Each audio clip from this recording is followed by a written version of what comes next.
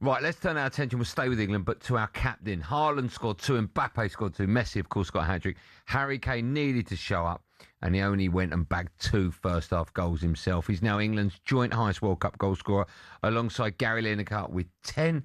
He's also now the player with the most penalty goals in World Cup history with 5. He took his total England tally to 81. Yes, 81 goals, 29 ahead of his closest competitor. That is insane. Let's cross stateside now and bring in former England, Tottenham and Palace winger Andros Townsend, who played with Kane for 4 years, over 4 years. Andros Townsend, good morning to you. Good morning. Have you put those glasses on for me? No, me and Benny, we just wear, that's what we do. After we spoke to you last time, you told us the dangers of the lighting. We just always wear them. How are you? I'm very good. How are you guys? Have you got yours on, though? It doesn't look like you've got yours on. I have, yeah. Okay, so we're all in our sunny. There you go. I like it. It's nice. Thanks so much for coming on. Right, let's start with the performance. What it looks good. It looks like the worst blind date ever, doesn't it? Will it be contestant number 1? What did you make of the performance last night, Andros? Starting with the positives, I think it was very high tempo from the start. I think we pressed them high up the pitch from minute 1. I think we kept the ball well. I think we played out from the back well through the thirds. And I think it was the first time I've seen an England team with Harry Kane and really see a team really trying to figure out how to get the best out of Harry Kane. For example, he came deep to get the ball, and I saw Anthony Gordon coming into the centre as a number 9, running in behind. I saw Declan Rice vacating his number 6 position and going higher up to allow Harry Kane to have time and space on the ball to work his magic with his wand of a right foot. So it wasn't perfect, but they're definitely, for the first game of the World Cup, there were definitely positive signs to get us excited.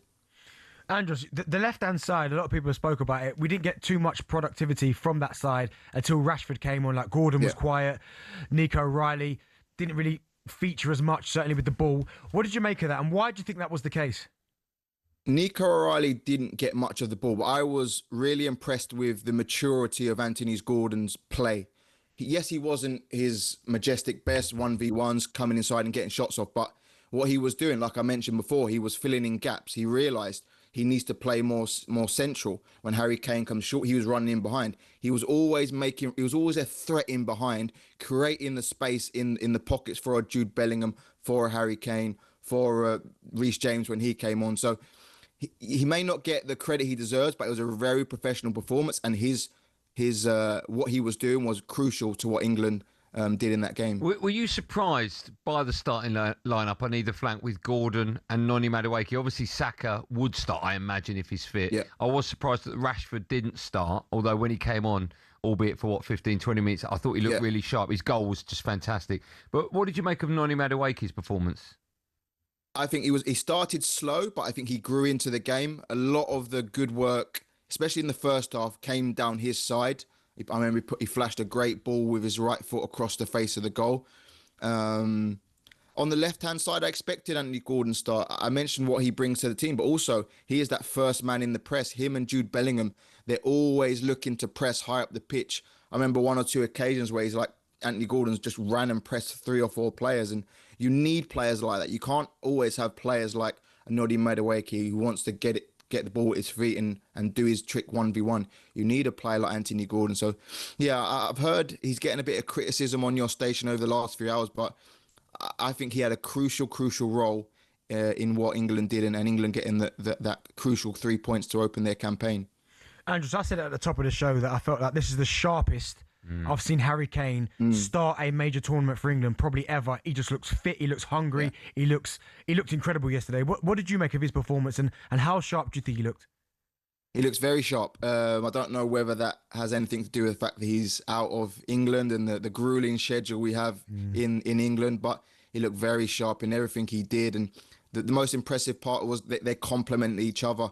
I commentated on Argentina 2 nights ago, and everything those other 10 players do is to get the best out of Lionel Messi. And I'm starting to see that with England. I'm starting to see them work for our talisman, work for Harry Kane, figure out how we can get the best out of Harry Kane.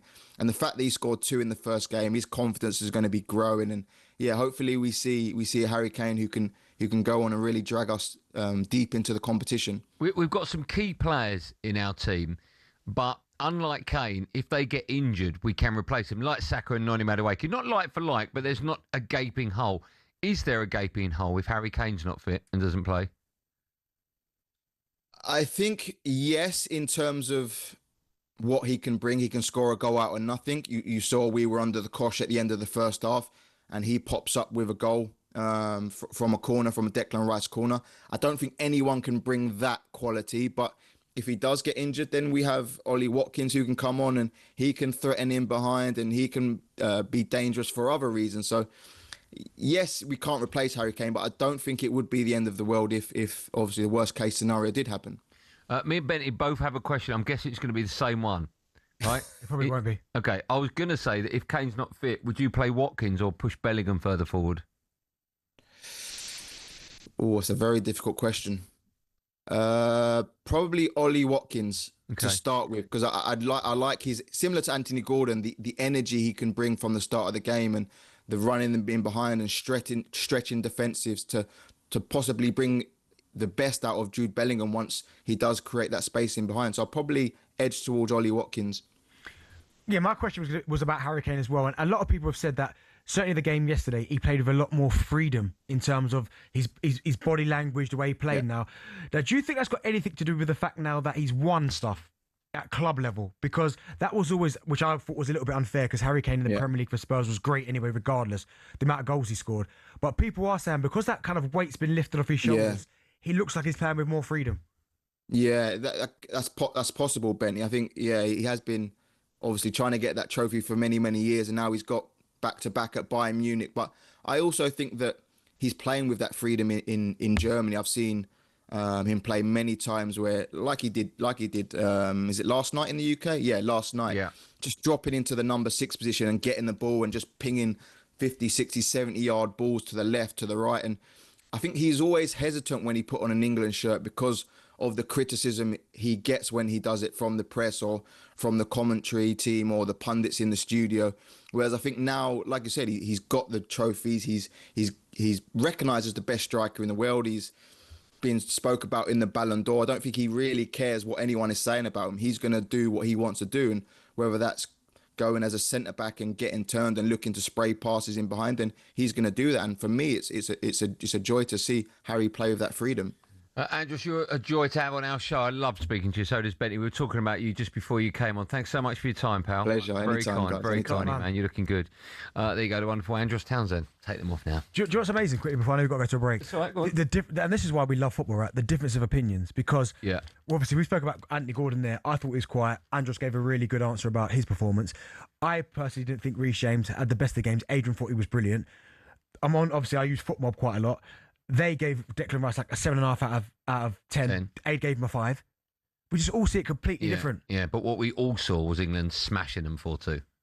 Okay, smashing is smashing them to pieces.